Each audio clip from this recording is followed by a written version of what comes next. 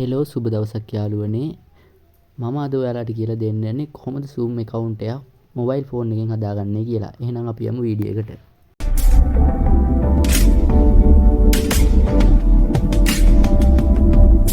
මුලින්ම ඔයාලට Zoom Workplace කියන app එක download කරාම මේ වගේ තැනකට එනවා. ඔයාලා මෙතනින් sign up කියන එක තමයි දෙන්න ඕනේ. sign up කියන එක touch කරාම මුලින්ම ඔයාලගේ ඒජ් එක වෙරිෆයි කරන්න දෙනවා. ඒ කියන්නේ ඔයාලගේ වයස.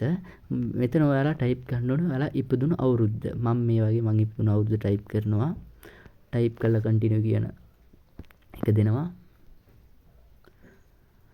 දැන් ඔයාලා මෙතනට දෙන්න ඕනේ ඔයාලගේ ෆෝන් එකේ තියෙන ඔයාගේ ඊමේල් ඇඩ්‍රස් එක. දැන් මගේ ඊමේල් ඇඩ්‍රස් එක දෙනවා මම මෙතනට.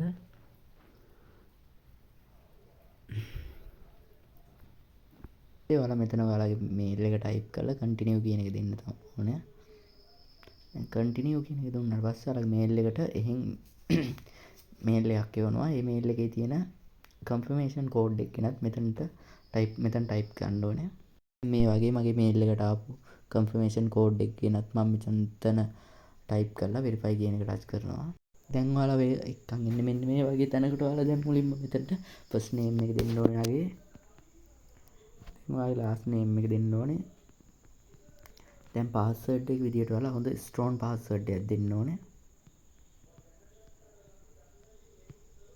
හොඳ strong password එකක් දීලා create account කියන එක දැන් touch කරන්න ඕනේ.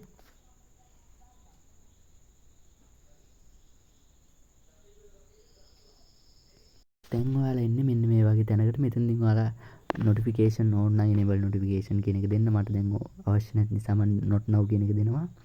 මෙතනදී not now කියන එක දෙන්න. දැන් මෙතනත් not now කියන එක දීලා get start කියන එක දෙන්න. get start කියන එක දුන්නම ඔයාලා එන්නේ මෙන්න මේ වගේ ඉන්ටර්ෆේස් එකකට. දැන් ඔයාලගේ Zoom account එක නිවැරදිව හදාගෙන ඉවරයි. දැන් ඔයාලට අවශ්‍ය නම් පුළුවන් ඔයාලගේ display name එක සහ profile photo එක මාරු ගන්න. ඒකට මුලින්ම ඔයාලා මෙතනට ගිහින් මෙතන ඔයාලගේ my profile කියන එක touch කරාම මෙතන photo එක update කරන්න වෙනවා. එතන ඔයාලට අවශ්‍ය photo එක select කරලා update කරලා ඔයාගේ profile photo එක වෙනස් කරගන්න පුළුවන්. display name එක වෙනස් කරගන්න මෙතන display name කියන එක touch කරලා display name කියන එක touch කරලා ඔයාලට අවශ්‍ය එක type කරලා save කියන එක දුන්නාම ඔයාලගේ display name එක save වෙනවා. අදට මගේ වීඩියෝ එක අවසానයි. ඔයාලා මගේ වීඩියෝ එකෙන් නොදන්න දෙයක් දැනගත්තා නම් ඔයාලා මට කරන උදව්වක් විදිහට මගේ channel එක subscribe කරලා like එකක් දාලා comment එකක් දාගෙන යන්න.